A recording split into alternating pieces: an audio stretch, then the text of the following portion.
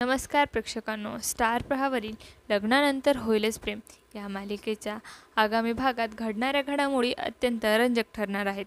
आपण पाहणार आहोत की पार्थ काव्याला सांगतो, पेपरवर सह्या करा आणि अभ्यास सुरू करा.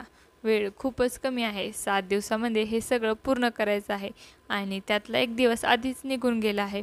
हे ऐकून काव्या काहीच उत्तर देत नाही, फक्त त्याच्याकडे बघत राहते. दुसरीकडे रम्या व स्वात त्याला सांगते की त्या ब्राऊन लिफाफ्यात काहीतरी महत्त्वाचं आहे, जे काव्या आपल्यापासून लपवत आहे. त्या दोघी ठरवतात की ते काहीही करून मिळवायचं. ह्या दरम्यान नंदिनी रस्त्याने चालत असताना जीवा तिच्या मागून येतो आणि हॉर्न वाजवतो. नंदिनीला वाटतं की तो रिक्षा आहे, पण तेव्हा जीवा तिला सांगतो, तुम्ही चालत गेलात तर पाय दुखतील, चला माझ्या बाईकवर या, मी तुम्हाला आनंद निवासला सोडतो. नंदिनी काहीच प्रतिक्रिया देत नाही. जीवा पुढे म्हणतो, तुमचे पाय दुखले तर काळजी मलाच घ्यावी लागेल आणि तुमची काळजी घेणं मला आवडेल. तरीही नंदिनी शांतच राहते.